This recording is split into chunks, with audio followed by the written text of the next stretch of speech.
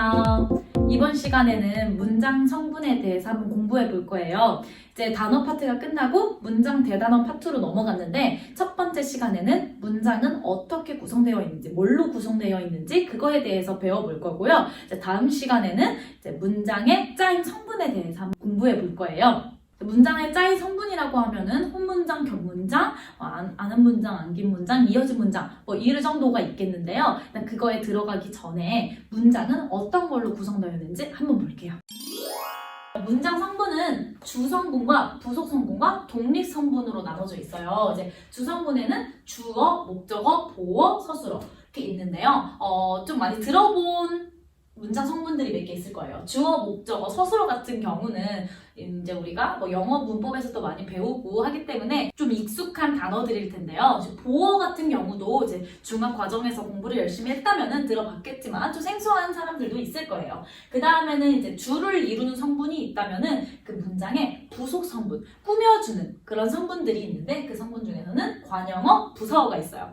네, 우리 품사 시간에 공부했던 그런 단어들과 뭔가 비슷한 것들이 있죠. 제가 품사 시간에 관형사, 부사 배울 때 정확히 개념을 짚고 넘어가야 된다고 분명히 말을 했는데 그 이유는 이제 관형어, 부사어 이렇게 나오면은 관형사, 부사, 관형어? 이렇게 헷갈린단 말이에요. 그 다음에 또 암기 문장으로 들어가면은 관형절, 부사절 이런 게 나오는데 관형과 부사의 늪에 빠질 수가 있어요. 그렇기 때문에 오늘도 품사에 이어서 기본 개념기를 탄탄하게 잡고 넘어갈게요. 그래서 이것도 역시 품사의 우리 관형사, 부사랑 마찬가지로 문장 내에서 꾸며주는 부속적인 역할을 한다 정도까지 알아두시면 되겠고 마지막은 독립성분입니다. 우리 품사에서도 독립언이라고 따로 노는, 혼자 노는 친구 한 명 있었죠? 네, 감탄사라고 있었어요. 네, 이름이 비슷해요. 독립언에 감탄사가 있었지만 이거는 독립성분에 독립어라는 문장 성분이 있는 겁니다. 네,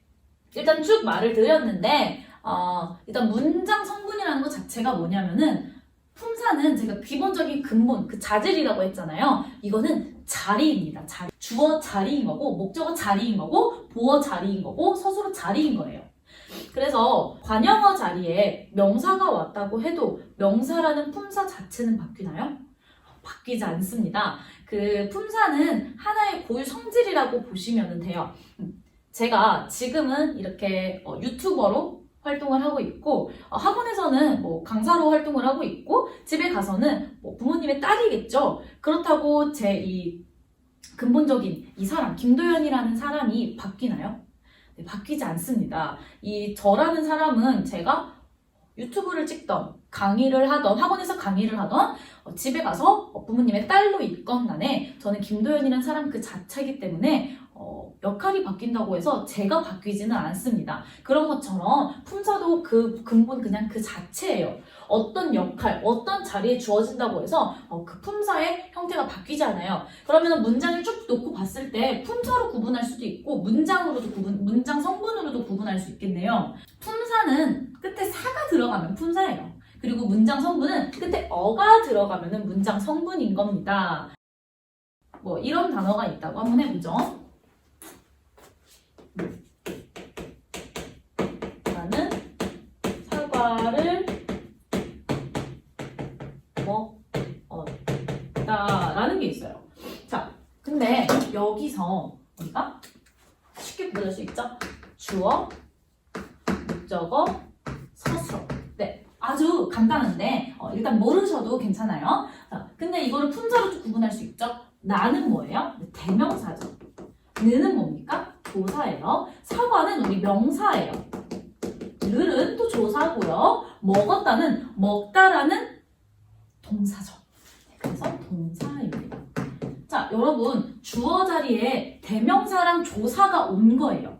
그냥 이 자리에 온 것뿐이에요. 그리고 목적어에는 명사랑 조사가 이 자리에 온 것뿐이에요. 자, 서술어 자리에는 동사가 온 것뿐이에요. 그냥 자리라고 생각하시고 들으시면 좀 더 이해하기 편할 거예요. 그래서 품사랑 헷갈리지 마시고 문장 성분의 개념, 품사의 개념을 탄탄히 잡으시는 게 가장 중요합니다. 네, 일단 먼저 주성분인 문장의 주를 이루는 주어부터 한번 알아볼게요. 주어 자리에 누가 올 수 있는지부터 한번 세 가지로 제가 나눠봤는데요. 여기에 제가 안 적었네요. 여기에 명사절도 올 수 있습니다. 자, 그럼 오는 경우는 어떤 경우냐면은 체험 플러스 주격조사가 주어 자리에 올 수 있고요. 그 다음에 체험 플러스 보조사도 주격 자리에 올 수 있고요. 마지막으로는 주격조사가 생략된 채로 체험만 제 자리에 올 수 있습니다. 그리고 플러스 우리 다음 시간에 배울 명사절이라는 친구도 주어 자리에 올 수 있어요. 자, 일단 체험과 주격조사 한번 봐볼게요. 이제 제일 무난한 건데 주어, 서술어죠? 네, 주어예요. 얘가 주어입니다. 자, 주어 보면은 그 뭐예요?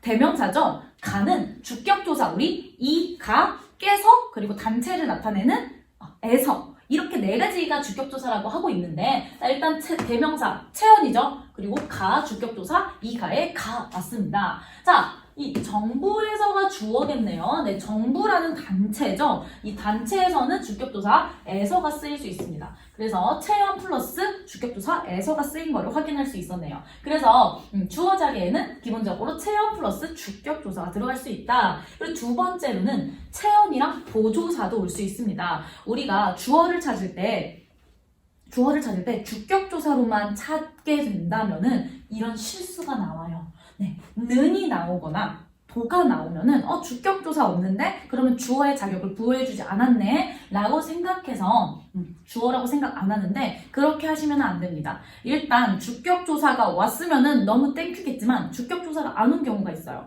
주격조사가 왔다 그러면은 주격조사 왔네 하고 두 번째로 체크해야 될 거는 이 문장에서 주어의 역할을 하고 있냐입니다. 주어의 역할 뭐예요? 네, 서술어를 보고 누가 그것을 했는지 혹은 무엇이 그것을 했는지 그게 주어의 역할이잖아요. 그래서 주어의 역할을 한 번 더 체크해 보는 거예요. 그래서 지용이는 지용이 체언이죠. 는 주격조사 아니에요. 주격조사는 이, 가, 깨서 그리고 단체를 나타내는 에서인데 아니잖아요. 는 그러면은 주어 아니에요. 맞습니다. 역할을 보는 거예요. 자, 좋아한대요. 책을 누가? 지용이가. 자, 그래서 지용이는 책을 좋아한다. 라고 했으니까 얘는 주어의 역할을 하고 있구나. 그래서 보조사도 주어의 자리에 올 수 있는 자격이 있습니다. 우리나라 문법은 말을 할 때 조사 생략을 정말 많이 해요. 그래서 주격조사가 생략되는 경우가 있어요. 자, 어머니 오시니까 일어나라 라고 우리 얘기하죠. 전혀 어색한 문장이 아닌데 보면은 여기에 뭐가 빠져 있냐면은 가라는 주격조사가 빠져 있습니다. 어머니가 오시니까 일어나라 라는 거겠죠. 그래서 마지막에는 명사절도 여기 안으로 들어올 수 있는데요. 이 절이 그냥 들어간다. 명사절도 주어 자리에 들어갈 수 있다 정도까지만 알고 절에 관한 설명은 다음 시간에 우리 안긴 문장, 이어진 문장에서 한번 다시 하도록 할게요. 자, 이제 목적어에 대해서 한번 더 배워볼 건데 목적어 자리에는 어떤 애들이 갈 수 있는지 한번 봐봅시다. 일단 주어랑 비슷해요. 체험 플러스 이번에는 목적격 조사가 들어가야 됩니다. 자, 나는 주어, 과일을 목적어, 먹었다 서술어예요. 자, 이 목적어 자리에 뭐가 들어왔는지 봅시다. 자, 과일, 명사죠. 자, 그래서 체험 플러스 을. 자, 목적격 조사는 을이죠. 을 들어갔네요. 그래서 이거는 목적격 조사가 들어간 목적어입니다. 그래서 체험 플러스 목적격 조사로 통해서 이제 목적어다라고 확인할 수 있는데 체험이랑 똑같이 보조사도 들어갈 수 있어요. 그래서 을로만 가지고도 목적어를 판단하면 오류가 생기겠죠. 자, 지용이는 빵만 좋아해. 빵만. 자, 빵만. 체험 플러스 명사 플러스 보조사입니다. 자, 만약에 을로만 판단했을 때는 이런 거 찾기 어렵겠죠? 그래서 체험이랑 보조사가 들어간다까지 알아두고 그리고 또 똑같이 조사가 생략 가능합니다. 자, 어떻게 조사가 생략 가능하냐? 지용이는 빵 좋아해. 이상한 문장 아니죠? 우리 일상생활에서도 얘는 빵 좋아해. 얘는 과일 좋아해 라고 하잖아요. 그래서 빵을 좋아해가 생략이 된 거죠. 그래서 이 생략된 것까지도 우리가 기능으로 파악해서 찾을 수 있어야 한다. 지용이는 좋아해. 무엇을 네, 역할로 찾는 겁니다. 무엇을 좋아하는데? 빵을 좋아해. 그러면 을이 생략됐구나까지 우리가 찾아낼 수 있어야 돼요. 그리고 우리 플러스 또 명사절도 들어갈 수 있습니다. 자, 이거는 우리 다음 시간에 배운다고 했어요. 자, 그러면 빠르게 다시 보어로 넘어가 봅시다. 자, 이제 보어에 대해서 알아볼 건데, 보어는 자, 무엇인가 보면은 자, 뒤에 서술어가 되다, 아니다가 되어야 돼요. 자, 뒤에 서술어가 되다, 아니다가 오면은 이 가가 붙으면 보어입니다. 물이 얼음이 되다. 자, 되다가 왔네요. 자, 얘 주어예요. 물이 주어, 되다는 서술어인 거 알겠어요. 자, 서술어가 되다 아니다가 왔네요. 되다 아니다가 왔으면은 얘는 무조건 보어라는 거죠. 그래서 체험 플러스 복격조사는 이가예요. 이가 어디서 많이 들어봤는데? 그쵸? 주격조사랑 똑같아요. 그렇기 때문에 주어랑 보어랑 헷갈리게 문제를 내는 경우가 되게 많아요. 그래서 꼭 서술어가 되다 아니다인 거를 잘 발견하실 수 있어야 됩니다.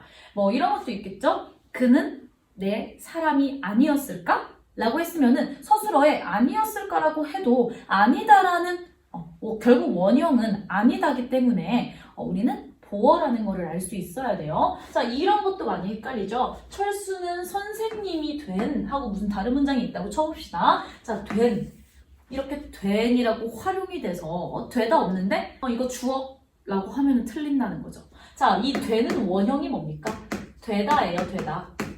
자, 원형이 원래 되다이기 때문에 이거는 우리가 보어라는 거를 우리가 찾아낼 수 있어야 돼요. 그리고 보어도 똑같이 조사가 생략되는 경우도 있습니다. 오늘 수입이 20만 원 안 된다 라는 게 있어요. 자, 오늘 수입이 주어입니다.